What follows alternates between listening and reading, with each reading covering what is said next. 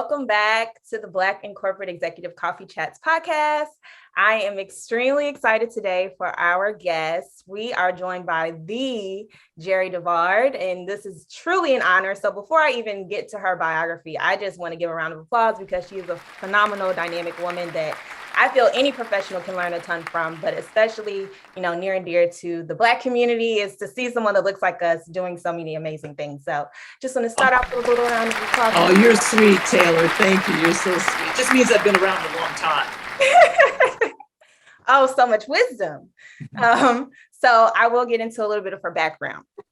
So Jerri is the founder of the Black Executive CMO Alliance, BECA, an organization founded in January 2021 with the mission to provide an intimate, trusted, safe space for Black marketing C-suite executives to share, learn, elevate, and pay it forward. And Jerri always puts the emphasis on paying it forward in order to create opportunity, access, and equality for the current and next generation of Black marketing leaders. But creating BECA is truly just Jerri's latest accomplishment because her career stretches over 30 years. She has been in the C-suite for several Fortune 500 companies, holding roles as Executive Vice President and Chief Customer Officer for Office Depot, Chief Marketing Officer of Nokia, Chief Marketing Officer of Citibank, Chief Marketing Officer of ADT, and also a Marketing VP at a host of companies, including Verizon, Revlon, and Harrah's Casino. Jerri currently serves on the board of directors for Under Armour Incorporated, Cars.com, and Root Insurance. She's previously served on the boards of ServiceMaster, Belk, Gerwich Products, Tommy Hilfiger, and the advisory board of PepsiCo. She was born in Harlem, New York, and she graduated from Spelman College with a degree in economics. She also went on to attain her MBA from Clark Atlanta. Am I correct in saying that? Yes. And to top it off, she is a wife and mother of two. So Jerri has been honored by many organizations, including Black Enterprise, the Wall Street Journal, and Ad Age. So let's welcome her to the show. Oh my gosh. That's a lot, Taylor. You did your homework. I tried. It was so much. It's just like a wealth of things that just kept coming. I'm like, wow, how amazing and dynamic of a professional. So here at our podcast, we always kick it off with a icebreaker just to clear the air and just for fun. So I'm just going to do 5 quick questions and just answer whatever comes to your mind first. Okay. All righty. So because you are a marketing professional, I did want to include like a marketing question, or I guess kind of a marketing thing with some of this. So the first one's kind of marketing geared. So the first one is instinct or data? Instinct or data. I know these are tough ones. I would say instinct. Okay. Heels or wedges in the office? Wedges. Okay. Audible or print? Print. Okay. Zoom or in-person meeting? In person. Okay. And this one I got from a previous interview you did. I heard that you like turkey a lot. And I actually just visited Turkey last year. What'd you think? What did you think? I liked it. I have to go back because I only did it for a layover. So I was there for 9 hours. Okay. But yeah, I had a pretty good time. I got to taste Turkey Delight, which Delight. Turkish Delight. Yes, the candy. I know it's addictive. You have to be careful. That was good. So my question is Istanbul or Cappadocia? Istanbul. For the bazaar. Just so I could spend all week in the Grand Bazaar. Wow. Okay. Awesome. Yes. All right. Well, that concludes the game. I also have a connection. My son-in-law is Turkish, so we visit Turkey quite a bit. Nice. Okay. Yes. Have you actually been to Cappadocia? No, I've always heard of it though. And when you think about all the amazing places in Turkey, there's no shortage of great islands, but I've heard about that one. Yes. The land of horses, I believe. So yes, that's on my list as well. All right. Well, let's begin because you've had this amazing career. You've done so much and just truly an inspiration. I know that, of course, this was started. You had to start similar to a lot of us young professionals, starting from graduating school and even before that, growing up in Harlem. So Can we get into some of the sights and sounds of your upbringing that, you still carry with you today? As far as, would you say you're still like a Harlem girl at heart? And how was that influential into? Always. I am always not a New Yorker and a Harlem girl at heart, because I think about, all the sights and sounds about Harlem that are still there, all the merchants, selling everything from shea butter to t-shirts to sunglasses to cell phone holders to amazing clothes, great food. It was always a place where you just walked outside your door. Even though New York City can be that way, I think Harlem in particular gave you a view of a thriving commercial district. It was whatever you wanted to eat or buy or see or even hear. Because in Harlem, merchants are not just selling wares, but they also are playing amazing music. So it's a feast. And I think about New York in the sense of, I was raised by a single mother in Harlem. So things had to be convenient, where we went to school, where we ate, where we shopped. And everything was I lived in the small world of Harlem, but it really has defined who I am and what I enjoy to this day. Yes. Now, I read or heard that Soft Sheen was one of the first products that really caught your eye as far as the marketing, because it inspired you to, have your afro shining and, really being stylish out there. And I know my mom also had an afro back in the day. So curious to know if when you were younger, you were thinking of products, and especially where you grew up, and like how they could sell it better, or did you also like sell products on the side growing up through school? No, I didn't. And I think the question that I was asked was, what was the first kind of campaign that resonated with you where you thought someone saw you? And it was Afro Sheen, because I still remember it was Wantu Wazuri, use Afro Sheen. You're too young to know anything about that. But that was the campaign that everyone knew. And when you went to the store, there were products for your hair. And so I always appreciated being seen. And at the time, I didn't recognize that what I was doing was, validating an advertiser, a marketer that saw me with my dollars and my time. But I was just very appreciative of that and recognizing that. And I always been kind of a corporate duck up until recently, later on in my career. I was a kind of person that was driven more by what a corporation saw in me and what I saw in the corporation. And it was only later in my career where I became a consultant around the things that I learned about marketing. But prior to that, it's always been within a corporation, and then also large corporations at that. Yes, which many of us are as well. So, and we need a lot of us to be here in these spaces. So that's great. And also small too. I mean, there you find you just have to be deliberate about what it is you want to do, and being in the space where people are going to recognize and acknowledge what your contributions are. That doesn't have to be in a large organization, but I think because I was an economics major at Spelman and then, got my MBA in marketing, that tended to put me in large corporate settings. But, the skills that you can learn and identify about yourself can be done in any environment, including being your own boss. Yes. And we'll get into that. Quick question now. So after, growing up in Harlem, now you're in school and going to college, you're in a new environment in the South. So question on when you began your academic journey as far as in college, were you setting out you knew you wanted to do more than undergrad? Were you already like, okay, I know for sure I need to get this MBA after completing school just before I start my career? Mm-hmm, mm-hmm. Well, let's talk about the thing that I did wrong, Taylor. Okay, I'm going to share with you the thing I did wrong. By the time I was in high school, my mom had accepted a role. My mom, so quick about my mom, Dr. Jerri DeVard Kemp, single parent raising 2 children. She went back to school as a single woman and with 2 kids, got her undergraduate degree, her master's degree, her EDD, and her PhD. She did that with 2 young children. She was a smart woman, so there was money available for scholarships and stipends, and she qualified for all of that. And by the time we were in Atlanta, she was teaching at Atlanta University, and I would come to her classroom after school because school was out and she had her class, and I'd sit in the back of the room. And there were always these group of young ladies that always would raise their hand. They were always engaged and had answers, and they were really smart. And I remember saying to my mom, well, who are those girls? Because they look younger than the graduate students that are in your class. And she'd go, oh, those are my Spelman girls. She said, they take this class as a part of their undergraduate studies to be in the graduate school. And I said, I want to be a Spelman girl. I want to be just like them. And so I only applied to one college. I only applied to Spelman.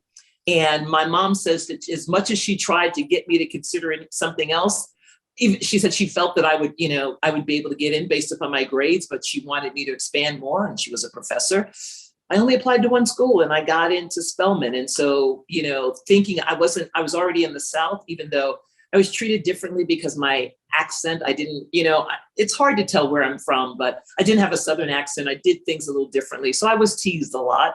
The word that people used back then that they don't know, the word was sedity.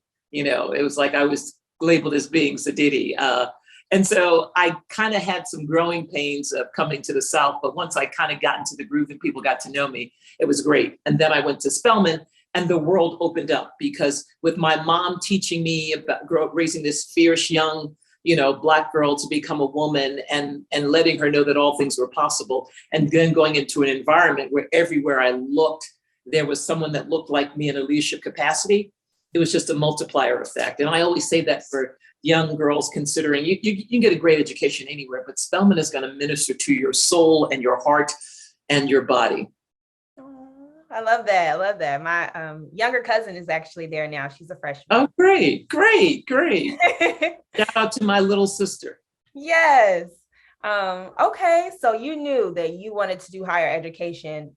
I'm getting that it was mostly from the influence of your mom and seeing her go on and complete higher degrees. Well, our family, for many, many, many decades, for, us as African Americans, the road to success was through education.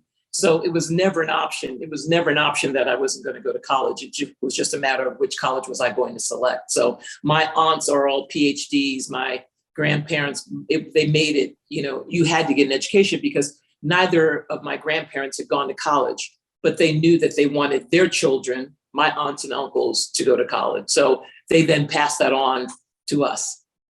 Yes. All right.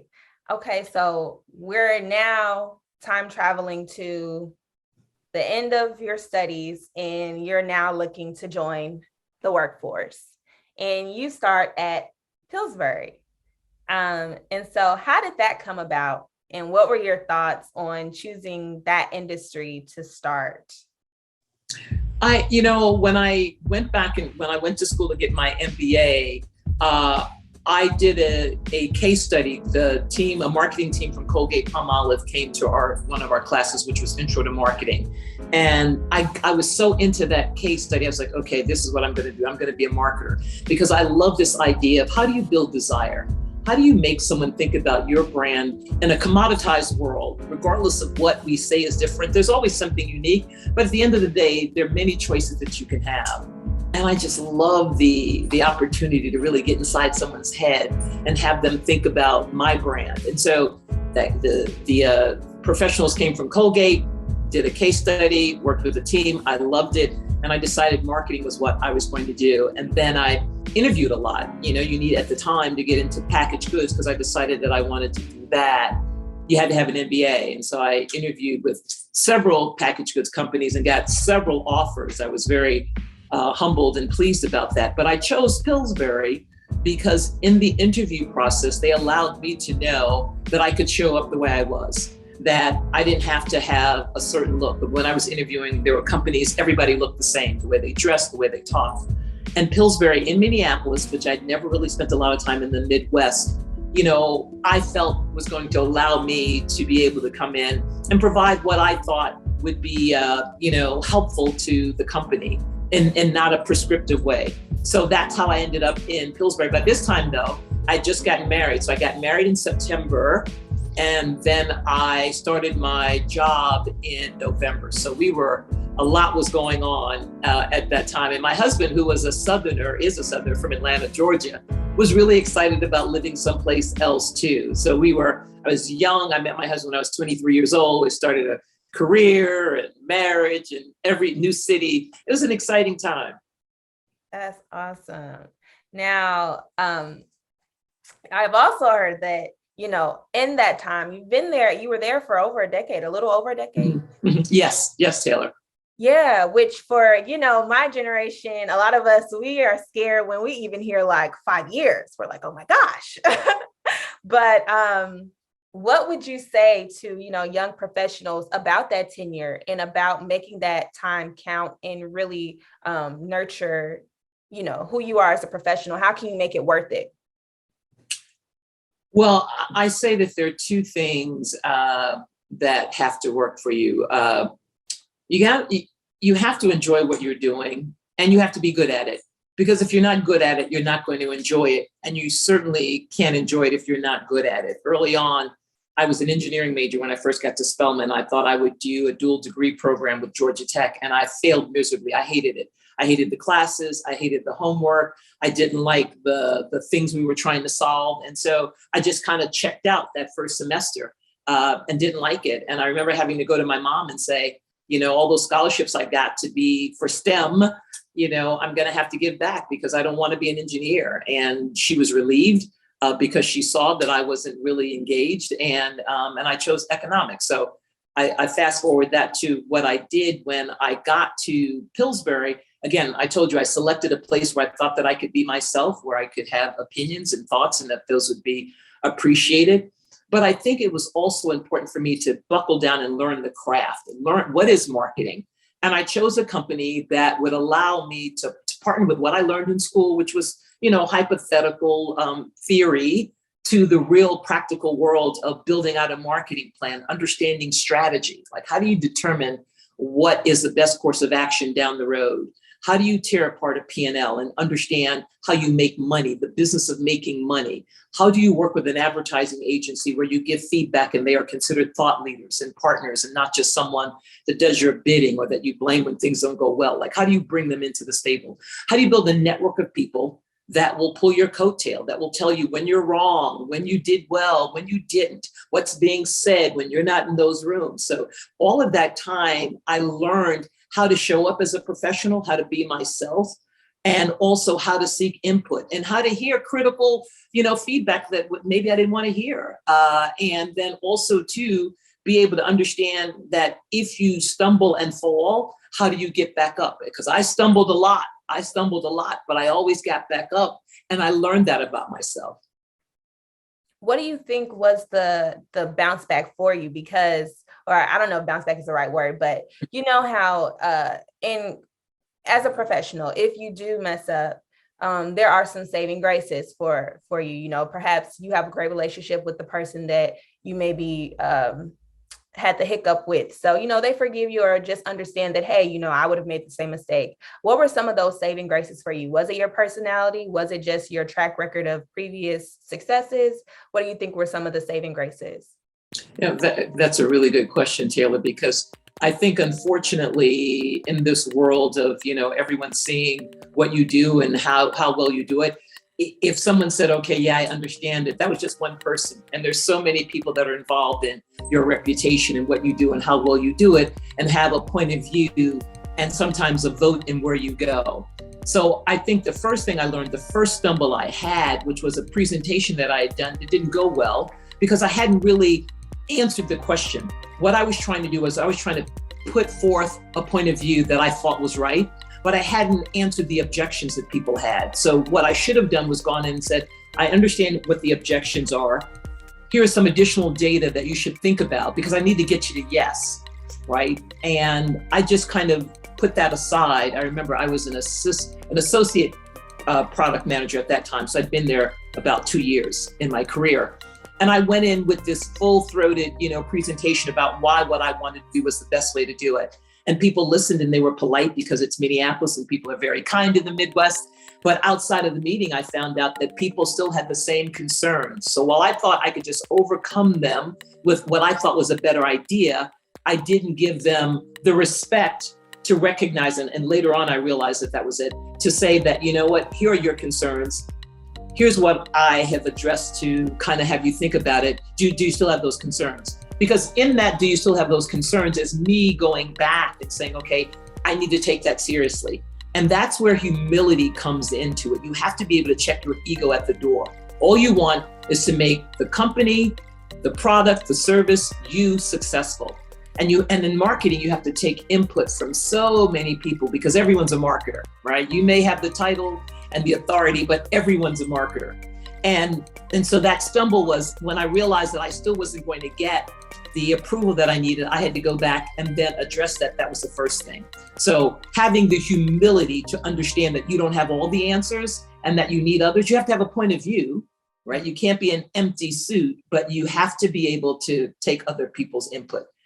The next thing that I learned was when I felt I was ready to get promoted because others were getting promoted. And I thought, well, it's time for me to get promoted because I've been getting promoted pretty rapidly earlier on. And I got to the point where I wanted to be a director and the pyramid tightens, the higher up you go.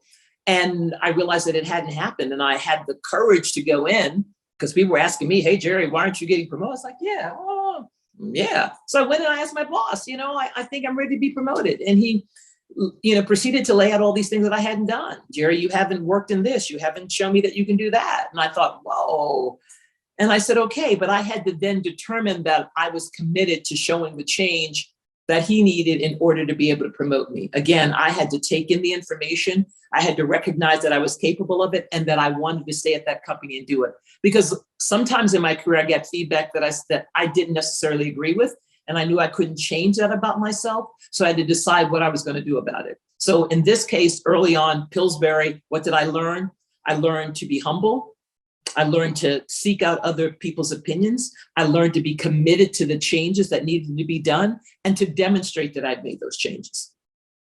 Yes. Wow. Okay. That's great to hear. It's good advice as well. I know at least I know in my experiences as well. I've been at Deloitte Consulting for 4 years. So and I have peers at other companies similar and the like in, product managers and all those things. And, a lot of us are just trying to work our ways up. And, some of the stories that I know that come about are having those early failures or early pitfalls and then struggling to figure it out or, move on to maybe make our track records better. And, some people still have that in their memories, but just hearing what you're saying is good notes and stuff to take into consideration, moving forward. You will find that you'll learn more from your failures than any successes if you really step back and look at why it failed, because there's always culpability, right? There's always a piece of culpability that you own. It may not be 100% yours, but you have to own the piece of that was involved in that. And you say early in my career, I've had failures early in my career, the middle of my career, later in my career. Now, failures don't stop, right? We're human. We're works in progress. So we learn, but we learn from it. It's how, and you said bounce back. It's actually bounce up, right? You got to bounce up. Yeah. Get back up, but then you got to, I love that. Yes, the bounce up. So I do want to ask a question then also last question about those first 10 years in your career, because I know you mentioned about being a cultural add opposed to people saying cultural fit. And I want to know more about how you activated that, at Pillsbury. How did you really show up? Well, of course, showed up as yourself, but, what are some of the things that you held near and dear to your heart about your identity that I know you mentioned, some things you weren't willing to change or you aren't going to change about yourself. So what are some of those things? I know a lot of Black professionals, myself included, have struggled with some identity, things that's just okay, can I take this in the workplace or do I have to put that to the side? And, what am I not going to, what is the word? I can't negotiate about. What's not negotiable for me about who I am. So curious to know. Yeah, and I'm hoping, Taylor, the more I talk to people, the more I'm in corporate environments, the more I see teams, that less and less of that leaving that behind is prevalent, right? I mean, what you choose to leave behind versus what you feel you have to leave behind are two different things. You can choose to share or not share certain things, but if you feel that you'd like to, but you don't have the permission or the acceptance, and then I'm seeing that's more and more that gap is being closed. You think about, we're talking today, and the Crown Act was just passed. I mean, so now, as Black women, if you discriminate against me because of my, the way I wear my hair, you're going to have to pay consequences of that. And so we are making progress. And I think that sometimes what we did was self-edit. So when I say I brought my full self early on, there were things that as a New Yorker, I've always been very direct. You don't have to, I don't beat around the bush. You don't have to, what you see is what you get. I'm very honest about what I share, and I tell people what's on my mind. And I had to work in organizations where that would be appreciated, where I could be direct and I could be forceful about what I felt when I needed to be. I also think that what was important was for people to get to know me. Too many of us are like, I'm not going to share my business with them, where I went, where I live, what I did, what I enjoy. To the extent that you close yourself off and people can't get to know who you are and what you enjoy and what your passions are, you eliminate the opportunity for people to get to know you and for you to get to know them. Because sometimes we have to show vulnerability in order for people to help and accept. Because, my mom used to tell me, Jerri, you can be very intimidating. You're 10 feet tall, you have a very, direct style, deep voice. For some people that can be off-putting. So I always had to take it upon myself to really let people know that get to know me before you think a certain way. And the only way we can do that is we have to bring that to the job. So don't edit out because you think someone won't want it. And even if you have to do that, you have to ask yourself, are you in the right place if who you are is not appreciated and you feel that you have to hold back? Yeah, I love those notes. Those are good points.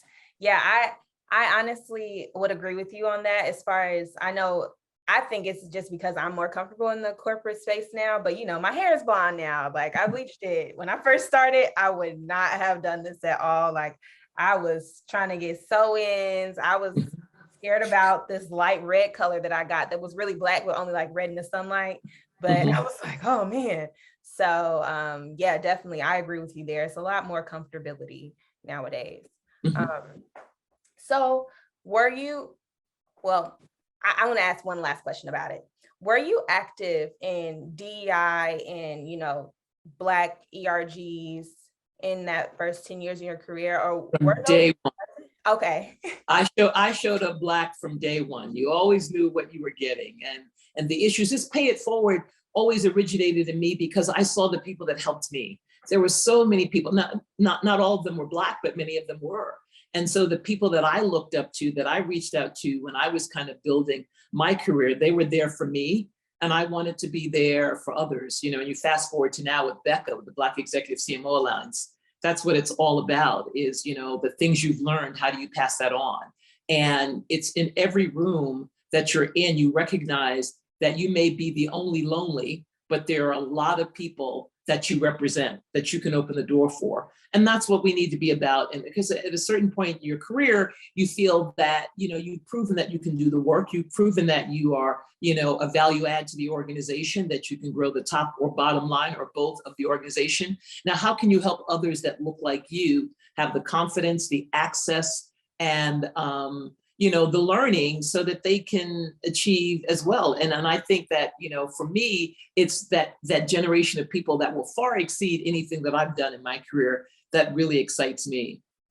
Oh, okay. Well, I want to move through now to your first transition. So you've done 10 years, 11, correct, at Pillsbury. And then you move on. And you didn't just move on. Was this the Vikings or was this Harris? It was the Vikings. I left, yeah, and went to the Vikings, yeah. Yes.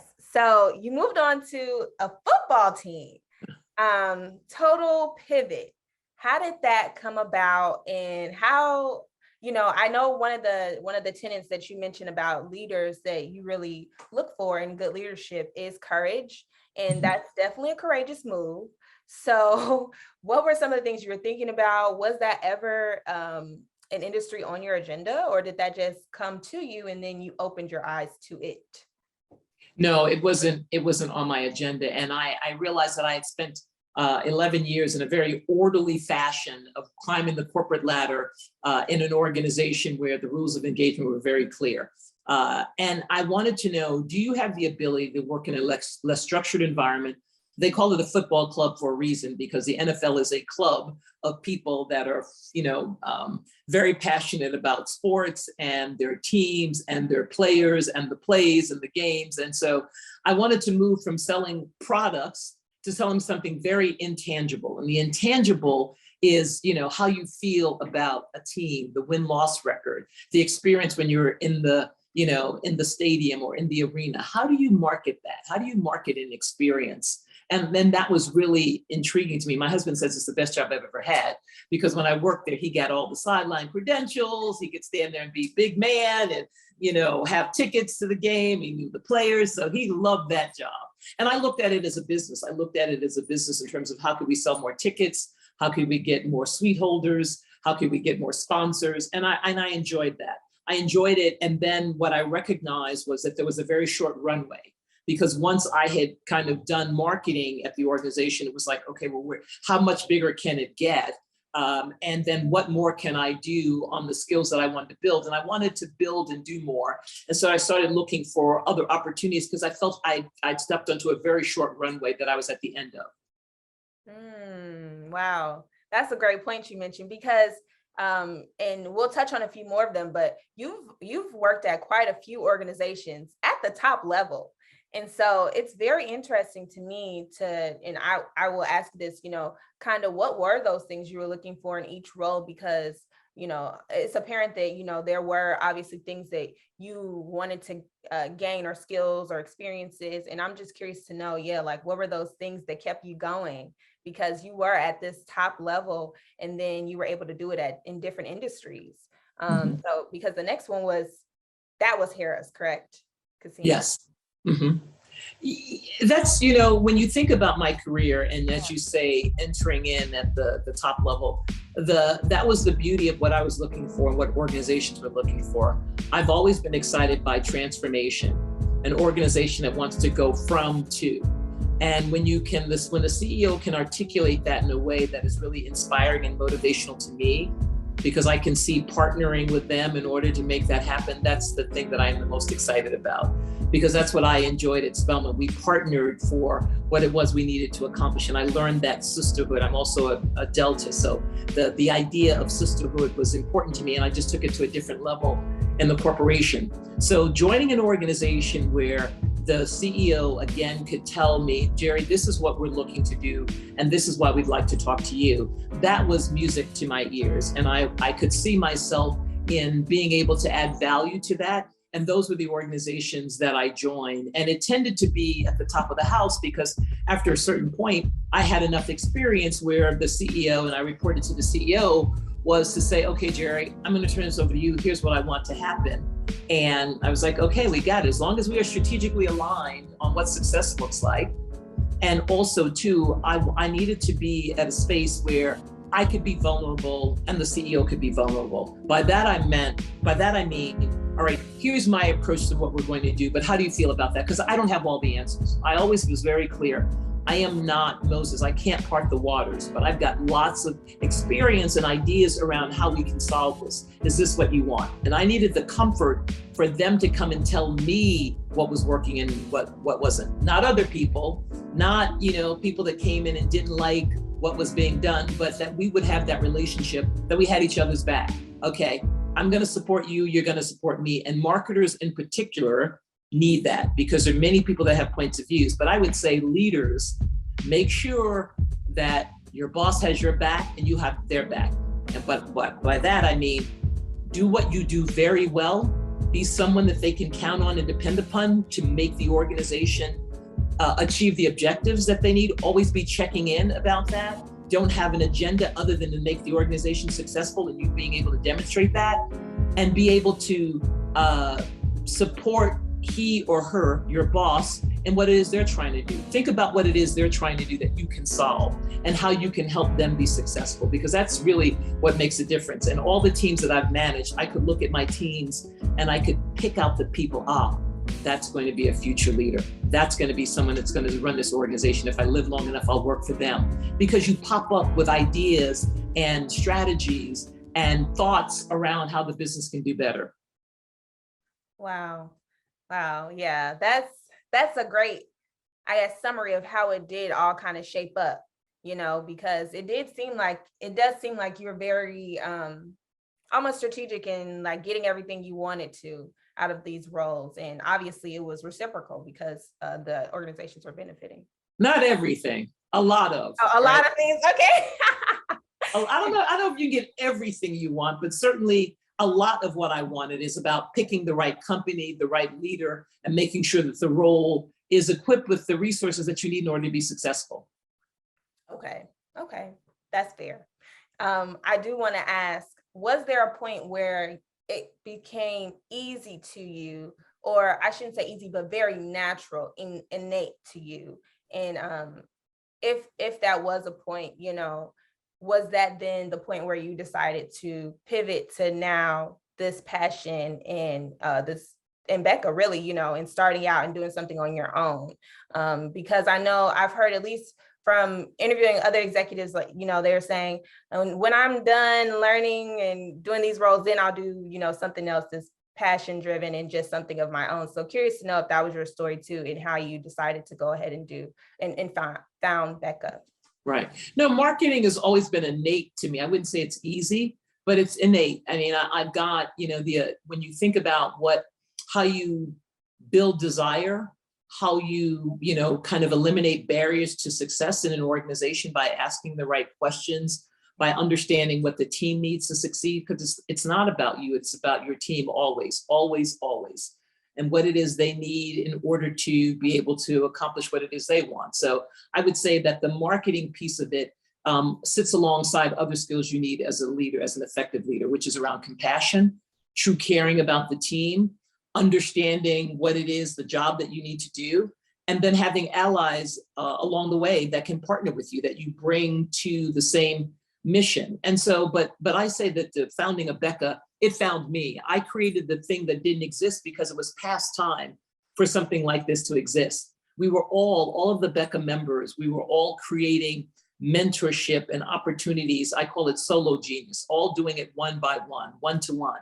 But what I wanted to do was exponentially grow that. If we could do that individually, what could we do collectively? There's an African proverb that says, when spiders unite, they can tie up a lion. Like, you can build up a spider web thick enough and strong enough and big enough if you get enough spiders together to kind of capture the lion or the elephant. And so I wanted to be able to collectively use our resources and our talent to help others, to create this space for others to thrive based upon what we had been through.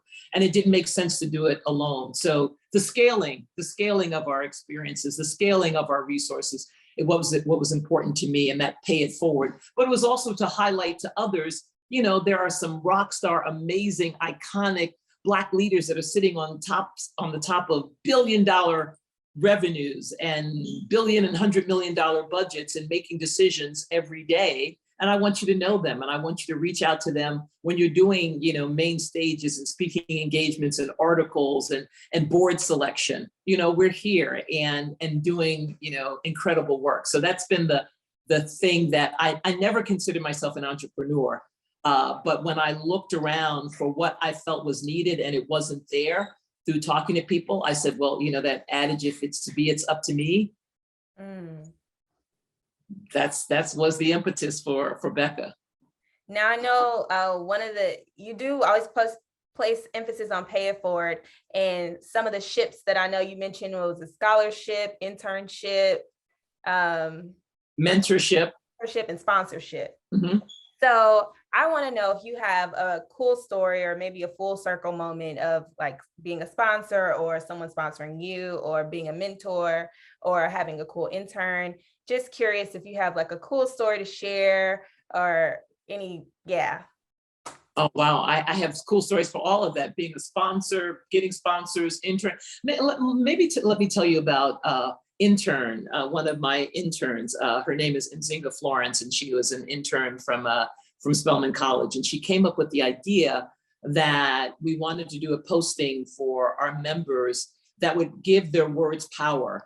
And it was an audiogram that it was an app that she had that took our members' speeches where they were giving, quotes or inspirational words. And she did an audiogram, which was their voice, their words all in one. And it was beautifully done. And I always tell her that, were it not for her contributions to speaking up, because I have interns, I've had 7 interns now, and I always hire interns, but I want them to bring their ideas, because yes, they are going to be able to create the copy and use Canva to create the ad and then post it. Because many of my interns have had internships with corporations where they sit in a room with other people, they give input, but they don't get to carry it end to end. So I love the internships of BECA, of giving them the opportunity to be front and center and to develop ideas. My interns, who I have now, Tania Smith and Marcus Walker, came up with our Black History Month campaign, which was member motivation, where again, we were talking about what are the things that you've learned that can help others. And so I love listening and hearing ideas and being able to activate them. And then sponsorships. We've had amazing sponsors of people that share our mission, share the mission of paying it forward. And how do we make sure that we can invest in our Black talent so that they stay? And that, what are we missing around their development that 33 talented Black CXOs, and I say XO because they are chief brand, chief marketing, chief revenue officers, they're chief executive officers, we have chief operating officers, we have presidents. So we have lots of Black talent that has come through marketing, but how can we leverage that so we can use that to help companies retain their Black talent? And I'm happy to say that Deloitte is a sponsor as well. And what we've been able to do is really put together something compelling, a 2-year program where young, Black marketing professionals can go through having access to a curriculum that involves not only the 33 BECA members, but subject matter experts from around the globe. So that's a beautiful thing around paying it forward and being able to help shape the future of so many bright minds. Wow, very cool. Thank you for offering that, because, internships is a lot of our starts. And so that's a great story to tell us and listen. Yeah, it allows you to know what you like and what you don't like. It's like, yeah, okay, maybe I like the industry, but not this company, or maybe I like the company, but not these people. It's a lot that you can do during an internship. And I grew up doing internships too. So that's why I have a special place in my heart for interns. Love that. So we're at the close of our episode. I do want to just ask you some questions on legacy and just the impact that you hope that you are leaving and are building with BECA, and just yourself as a brand, because, you are truly an incredible person and professional as well. So it's really an honor to have you here speaking, and just curious to know, what are some of the things that you hope people say about you?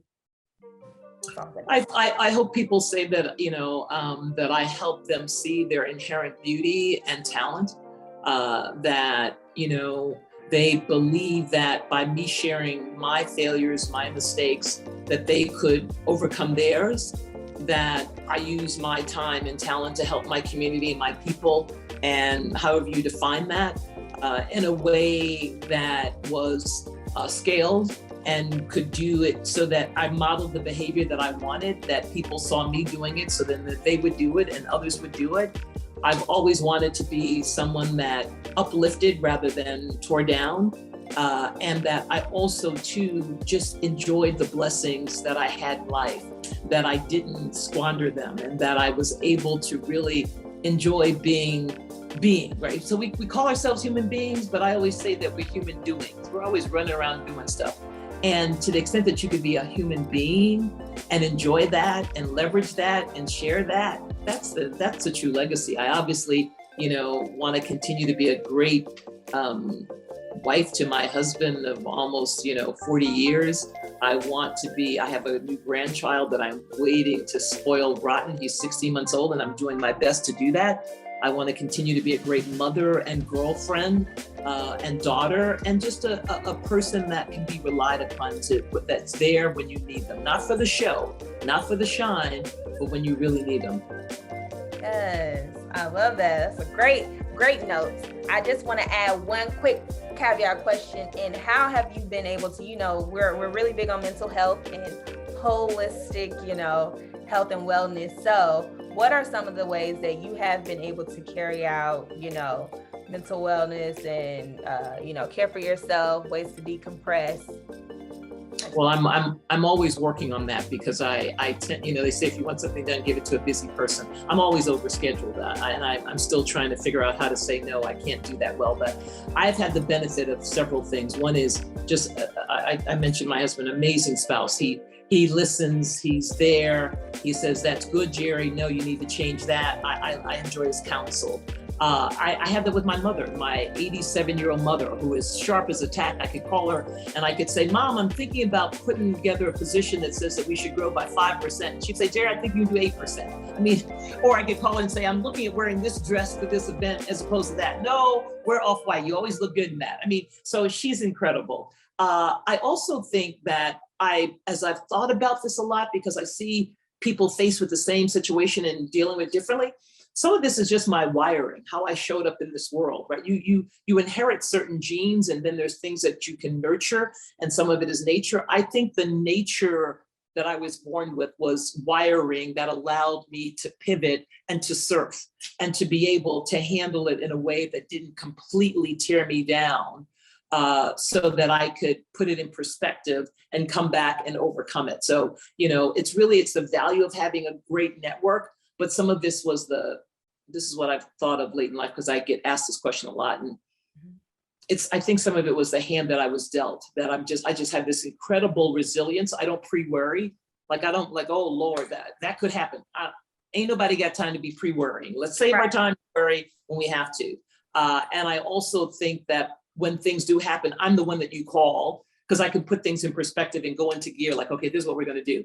I'm not, if you want to spend a whole lot of time in the victim mode of woe is me, probably not the person to call. But if you want to spend a little time, and then we can spend our time planning on what we're going to do about it, I'm the person to talk to. Love that. Thank you, Jerri. Final words, advice for young Black professionals, the young professionals at all. Well, first of all, Taylor, this has been an amazing interview. I do a lot of these, and I love the way you approached your questions. You did your homework. You made me feel comfortable, because I still get nervous when I'm in front of the camera. Like, am I going to say the right things? But you completely relaxed me. So thank you for making this so enjoyable. And I would say to people, there's a couple of things. People do always say it gets better later, and it does. It really does. But don't doubt your instincts. I would suggest that people write down on a piece of paper. I'm really big about manifesting. Write down what it is you want, put it out there, and then come back and create a plan to get it. Don't just say, oh, I want, and then walk off. Okay, if that's really what I want, how do I get it? And who do I need to enlist on this journey that can help me get what it is I want? Because if you have the vision and the plan and the people that can help you, then the only thing standing in the way is you, and you can move you in ways that no one else can. So, really write down and get what you want in life, because tomorrow's not promised to us, and you deserve it. Wow, what a word. That's the way to end it. Thank you, Jerri DeVard, for being on the Black+Corporate podcast. This is amazing. I'm truly humbled and honored that you did give us this time. And thank you, listeners, for sticking around and listening to the episode. I know you all have jewel boxes full of gems. So all right. Thanks, Taylor.